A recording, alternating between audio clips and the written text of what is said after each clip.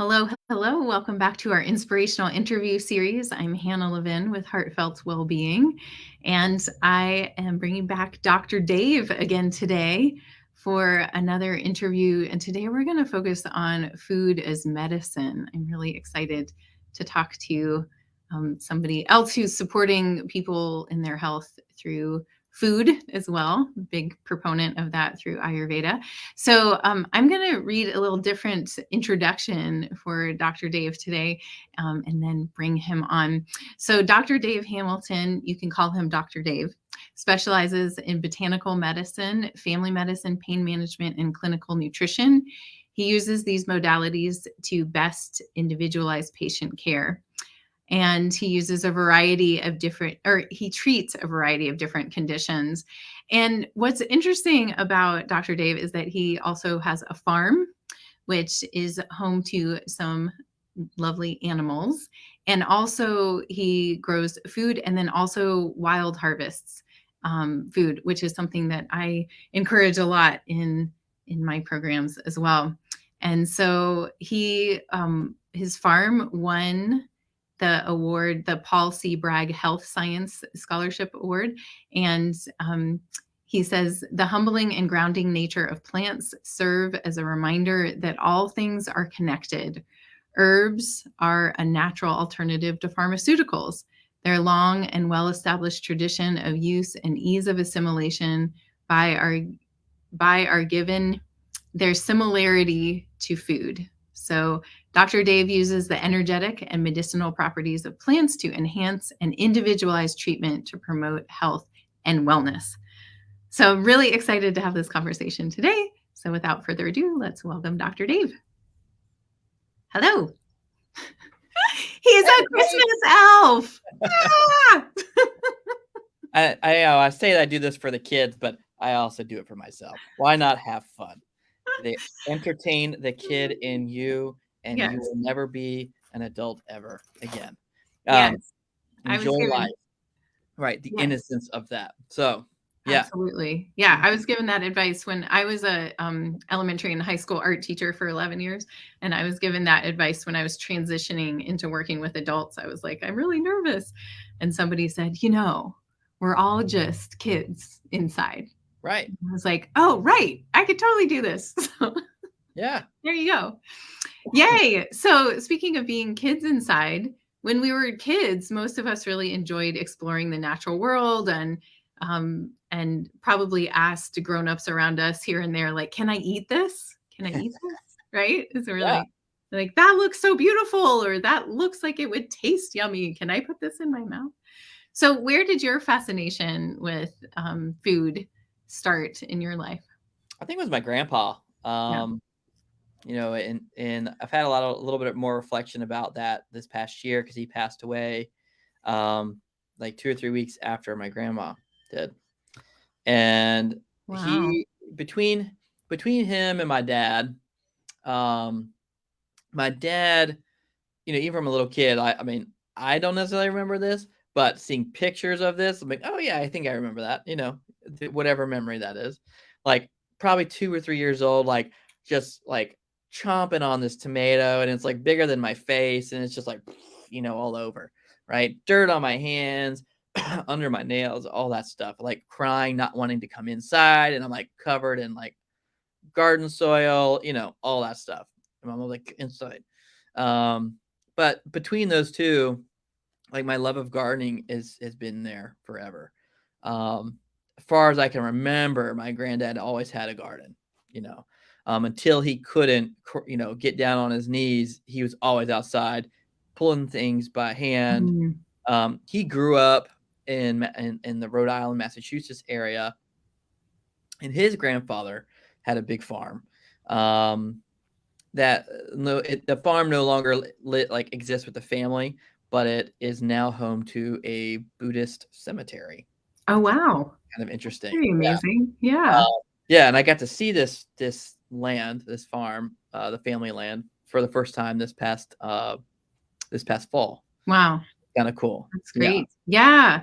So you grew up with a family lineage of farming and growing food. And for the most part, most people in the United States don't have that, um, connection to food in terms of growing it. Mhm. And what do you feel like that, or I guess how do you see that, like that relationship with food being grown and harvested and processed versus just buying it at Sure. a store or market? Yeah, I mean, so, you know, my grandfather grew up on the farm. I grew up with gardening, but it was definitely on a way smaller scale, Yeah. right? Like backyard garden, and maybe it was half an acre, which is a pretty dang good sized garden, right? Um, my mom grew up. My mom was telling me like we always had at least 7 vegetables on the table Mm, all the time, and that's just from their backyard garden. And he yeah. was military, so my grandfather bounced around all over the place, but he Mm, always, wherever he was, if he was stationed somewhere, he had a garden of some sort, mhm. which is kind of cool. My mom was like 7 vegetables at any given time on the table. That's And awesome. yeah, and honestly, if I'm just honest with everybody, I can't think of when I had 7 vegetables on the table every day, other than like big meals, like Yeah. Thanksgiving or something like that. 7 different vegetables. I might do 4, Yeah. right? Which is like, man, I'm really lame. Um, but, most of us struggle to even get 1, right? Mm, I see that in a lot of my patients. So, mhm. part of it is access. I think part of it is also knowing how to prepare things. People know how to cook. Like, at '80s, the advent of, like well, it even goes further back than that. I think, Yeah. like, the advent of Crisco for, like, housewives, like, it makes pie crust fluffy, Right. right? After World War II, all of these convenience things were like starting to pop up because we're trying to figure out what to do with all this excess, you know, hydrogenated fat Mm, instead of making it like lubrication for bullets and things. Where and all that. We're like, well, how machinery. can we eat this? Like, yeah, I guess we can eat this. And that's kind of how it all started, right? And not as many men came back. They're single parents and like just trying to make it easier on a household, right? The convenience factor. That convenience factor kind of is the beginning of the end, right? Then we get more fast food, and then we get more like I don't know if you when you were growing up, like there's a big whole advent of the microwave, right? And like how to cook a turkey in the microwave for like I've never seen these books on the shelf, like what? Like Yeah. cooking that sounds awful. Like that Yeah. sounds awful. And even new microwaves, like there's no, Yeah. like no, Yeah, that's not how food was meant to be no, cooked. no. Yeah. But I Yeah. think that people, like, have lost the ability to, like, actually make food tasty, and so Mm, they're like, "I don't like that," or their kids don't like that, mhm. or and they just keep getting passed down and passed down and passed down, Right. right? And now, like, parents be like, "My kids don't like vegetables." Like, well, probably because you don't like vegetables. Mhm. So you're not modeling the behavior, that food tastes good, Mhm. okay? And Yeah. yeah. So Well, and also that food, what we call food has changed, right? Like we think food is anything that's in the grocery store and something that we put in our mouth and yeah, and tastes good. Our taste is very much informed by what we eat. So if we're eating lots of things that are chemical laden or artificially flavored or colored or whatever, that's what our taste buds adjust to. mhm, And so, I mean, I see this in the work that I do too, like people shifting towards, you know, we focus a lot on plant-based diet and seasonal eating. And so it's like the retraining your palate basically is what it comes down to. yeah. So for you, when you say the words food is medicine, what does that mean to you? So I try to be realistic, and I know not everyone is able to do everything all the time, right? I have the gamut of folks probably like you, like the people who are like, yeah, I wrote the cookbook on that, and I make everything from scratch, and I grow it, and I can it, and all that, right? But for most of us, I would say a good chunk of people, it's like, okay, what can I do with what's available at either a farmer's market, grocery store? I might grow a tomato in my backyard, whatever. But taking steps is better than no steps. So you start small, and sometimes I'll challenge people to like, okay, if you have never cooked this vegetable, I want you to cook this vegetable. Um, want you to pick it up this week and try to prepare it 2 different ways. Okay. And one way you may love and one way you may hate, or you might love both. And now you have new things on your palate, right? And so when you take away the fear factor or the uncertainty, and you create confidence in people, then great. Or I ask people, hey, is there someone in your family that's a great cook, whether it's a grandparent or an aunt, uncle, brother, sister, whoever? Like, get a recipe from them, and it tastes good, and what it's supposed to taste like, and go from there, right? And just encourage people to just go outside their comfort zone a little bit and try things. I have some simple recipes that I hand out that are like 2 or 3 ingredients. I try to keep my personal recipes, but also recipes I share with people, not to be like, well, yeah, you can make this wonderful gluten-free, organic, blah, blah, blah, right? And it's all like 45 ingredients. And then you go, of course, you have none of these things, right? Or they're hard to find in a regular grocery store. So don't start there, you know, like, while those may be good, don't start there. You can go simple. Doesn't have to be difficult. And I think people think cooking healthy and clean or whatever is difficult. Does it have to be organic? That's another question. No, it doesn't have to be organic. Okay. I'd rather you eat produce than not have any produce. Frozen versus fresh. Do what's the most convenient and what's going to give you the most shelf life of that particular produce, and it's until you get that confidence. Right? And I think I just went on a tangent, and I forgot where I was going with that.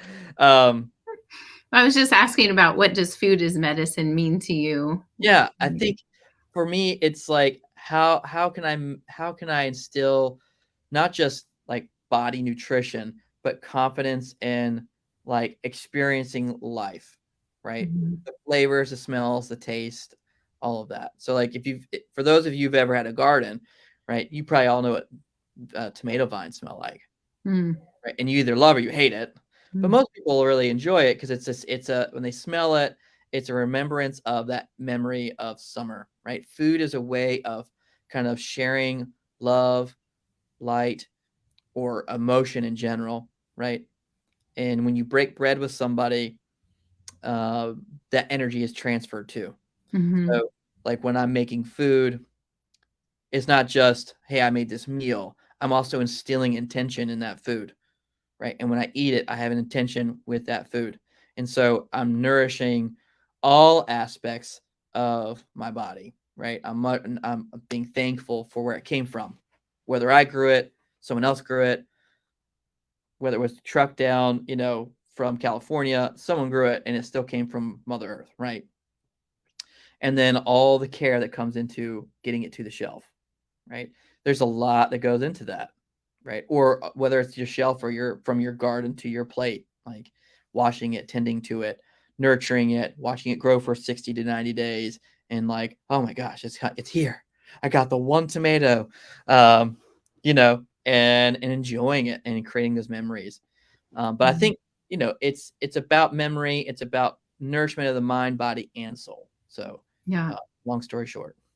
Yeah, that's great. Yeah, and I think you make a really good point there that it's really about, like, being present, Hmm. right? Being present with it, and in our, like, fast food culture, we tend to think about food as, like, putting fuel in our cars, like filling the gas tank and then keeping on going, Hmm. and I think we miss a lot when we do that. Like, it's not just about calories, we don't just need calories in to burn.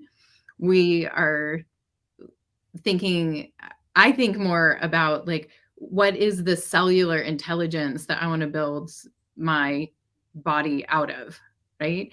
And that is energetic as well as physical. Yeah. And we use the term prana of that life force, like you mentioned, like the life force in food, basically. And so from the Ayurvedic yogic perspective, that's the prana in the food is the life force. So are you feeding yourself with, and we go into this in the detoxes that I lead, are we eating alive foods that are full of prana and support our life force? Are we eating dumb foods that have it dulled down, which could even be, leftovers, but could also be some like pre-made foods and things like that? Or are we eating totally dead foods that have no prana, no life force in them? And that contributes to us feeling more lifeless, right? Yeah. We're struggling there too. Yeah. So what are some of the biggest things that you see in your practice that if you could wave a magic wand and be like, I would like to just do away with people doing this, what would you say would be fabulous? I would say everyone should have some sort of way to get their hands dirty, okay? Uh-huh. And put their hands in the soil and really kinda and don't care what they grow one thing, right? Mm, Whether it's lettuce, radishes, whatever you wanna start with, grow it and then build a confidence. But even if you're not a great grower, right? You don't have to not all of us have to be great at all the things. But just having that experience of tending to, mm, especially if you have young children, mhm, or if you've never had the experience yourself, you know? Take that time and watch that little thing grow from a seed, right? And if I could do that, if everyone wanted to do that, that would be fantastic. Like mhm. I'm putting seeds in stockings this year, right? Awesome. Of new cultivars and heirlooms, like these black tomatoes I got. I'm like, those Mm, are so cool, full of anthocyanidins and antioxidants, and like just a cool cultivar of that plant, right? And who knows if it will grow here or not? I don't know, right? uh-huh. But I'm excited about it. Like I got the seed catalog for Baker's heirloom seeds, like, and it's like, this thick and just really fantastic, Mm, lots of cool things and trying different things. Even if it's like a plant that I know, it's different than I find at the grocery store. And it's every season is short, right? It's short and you got to get out there. It's like intention.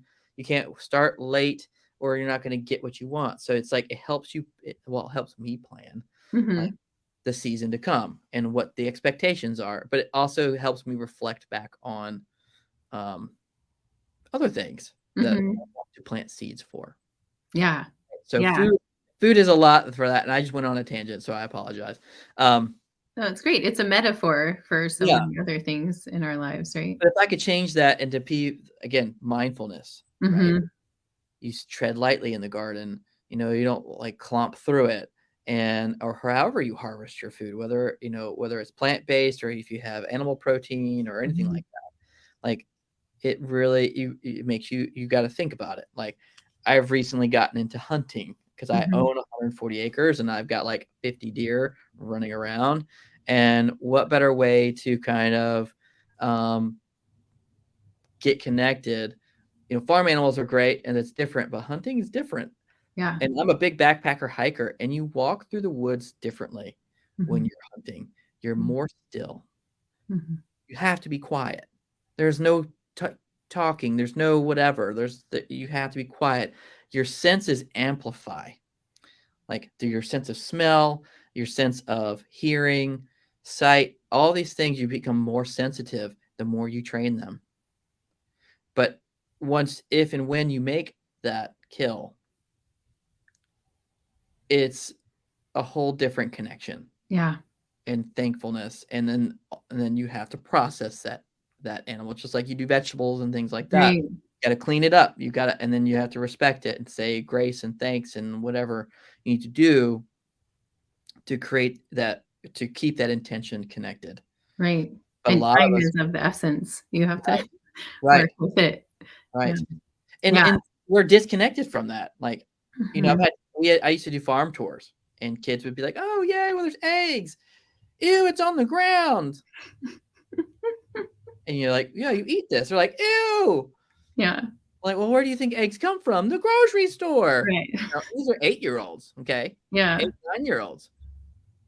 That's startling, and the yeah, parents are, like, incredibly embarrassed, like, "Oh my god." They right, definitely know where eggs come from. They're like, "No, apparently they don't," because they're not connecting the dots. They yeah, see bright, colorful boxes of cereal and all that kind of stuff that's marketing to them and adults, and we eat that junk, that yeah, death of life force, no life force, and, right, you know right. Yeah, we're not creating um yeah, our future selves out of high Oh, quality. So you mentioned a little while ago the black tomatoes that you are giving out the seeds for and that they're full of antioxidants. What are some foods that you are like really supportive of people having in their diets because of their medicinal qualities. Oh man, mushrooms. I mean, Mhm, I love mushrooms. Um, and mushrooms kind of like the hot spots are definitely like spring and fall, right? mhm, But there are winter mushrooms, like oysters, mm, wild oyster mushrooms, and sometimes if it's warm enough, you get chanterelles, but that's usually mm, in the fall. Black trumpets, and they're full of like protein, they're full of antioxidants, cancer fighting chemicals. I mean, all fruits and vegetables are honestly, yeah. but mushrooms just have this like, it's like a symbiotic relationship they have with like life and death. They're kind of like, to me, they're like the middle world communicators, Mhm. right? They can bring life into a situation, but they also can decompose it and then bring it to a new point of being, like what we call like the fruiting bodies that we eat and consume. So they're like primo recyclers. I don't know, they're just fantastic. And they have this neural network that they talk to each other with and all the trees with, and they share nutrients. And they're kind of like that, again, the middle road, hand holding us as people, plants, and the environment into a whole different like realm of being. Yeah, Yeah. yeah, they're pretty great. I loved what was the movie called Fabulous Fungi? Uh-huh. That Uh-huh. yeah, I loved that movie where yeah, they, like, took you Oh, down all the yeah. pathways of the connections of the fungi. I'm like, "Whoa." It really feels like, I think when we start connecting more with nature, we see that, um, mirror of, like, what's in our bodies is, like, out, it's as above, so below, or the, like, Yeah. without, within, it's like, "Oh, those are, like, the capillaries and the veins and the Yeah. the messengers and the nerves and the synapses and all the things, and then you're like, oh, that's out there and in here, and Right. we're all part of it. It's pretty amazing. What about um, you? Like, what are your favorite foods? Like, what are your like, what's stands out for you? Well, thanks for asking. um, I think I teach a lot about seasonal eating, so Mhm. really looking at what is growing in the environment where you live in the season, or what is preserved. Where we are, there's not a whole lot growing. Certainly, if we have cold frames or things like that, we can get greens over winter. But really looking at how do we nourish ourselves within the construct of the season, that container. It's like now it's colder outside and drier, so what's available, it's like lots of root vegetables and Mhm. greens, and so we kind of balance the augmenting foods of like winter squashes and root vegetables that are like warming and tissue building with the more cleansing and um, clearing energy of the greens, and we need both, but in the winter it's more like grains and root vegetables, and even some animal protein. If you eat that, then it's like sweet taste is the predominant taste this time of year. But we're not talking about sugar, So like, I'm a big proponent of not eating refined sugar. Um and and so like then in the summertime, it's more about fresh, Mhm. what's growing, So that's more where I come from, but definitely getting more and more and more fresh food Mhm. in the diet is what yeah. Yeah. Well, Yeah. root vegetables, right? Root vegetables and squashes and things that are hardy, right? And they can stay in the ground, a lot of them, Mhm. until they're ready to go. And you think about a root vegetable like in wintertime and the trees go dormant and some animals hibernate, right? It brings you down, right? And you're like eating grains that are you stored from summer. So you're eating some of that essence from that vital force in the Mhm. huge sunshine, Yeah. like summer and spring and all that. But you're also setting intention, right? You're sitting down, days are quieter and colder. You're rooted Yeah. at home. You're rooted with family. You have to slow down. The days are shorter. And Yeah. so Hopefully we slowed down. yeah, right, right. And the big thing I see with people is that way, and even I've been guilty of it myself, is just go, go, go, go, go, go, go, Yeah. go, go. And this past year especially, I've been trying to slow my thought process down, my Mm. expectations of what I can get done in a day. because all of us are expected to get done X, Y, and Z, and typically most people's jobs expect that you're going to get back with me in 30 seconds or Right. less than 24 hours, right? Insane. It's Right. insane. And we get caught up in it because Yeah. we like to be, all of us like to have that immediate response, and it's addictive. Mhm. It's totally addictive. Yeah. To be the receiving and also the giving. Right. Yeah. But You yeah, resetting winter and like Right. really kind of slowing things down is big. Absolutely. But Yeah. anyway, yeah. So important. And you make a really good point there too, like when we look at what we might call insane or out of sync, what we've come to normalize, whether it's our schedule or what we're putting on our plate or how we're eating, like we're eating in the car, or we're skipping lunch, or we're eating in front of the television, or what, like all of those things have come to be normalized, that we're crazy busy when we're coming, tomorrow's the solstice, happy solstice, Yeah. and we're coming up to this, like the shortest day, the longest night.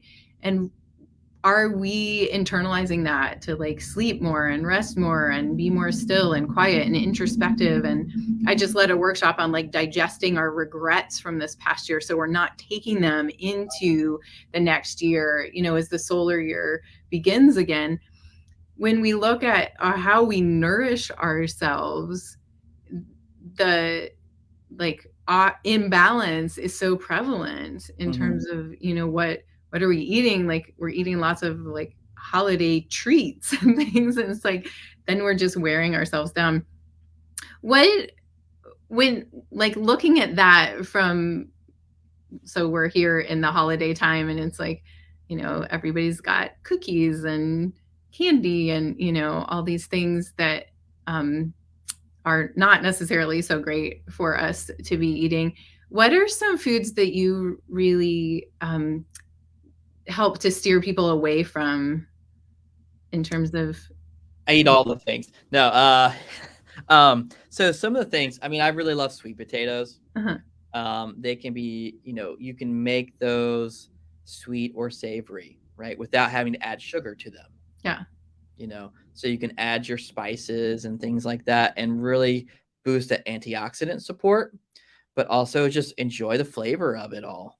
Like your cinnamon and your clove and your cardamom and all those they're wonderful digestive. There's bitters, there's anti-inflammatory action, and of course the sweet potato itself offers antioxidants, beta carotenes, vitamin A, all these things, right? Um, and if you want to add a little cocoa nib to it and make like a almost like a, I've done like brownies out of sweet potatoes. Okay, and you can have like you can have and enjoy that sweet treat without having to deprive yourself. Right. Yeah, that's so Yeah. powerful. And what about in terms of like when people come in to see you, are you like kind of being like, do you eat, you know, hydrogenated oils? Do you eat refined sugar? Do you kind of like the big red flags for you? What are those of like, I ooh, mean, let's get that yeah, out like of it? processed things in general, Yeah. are, the more processed, the worse it is. And so I'll tag on some of those things.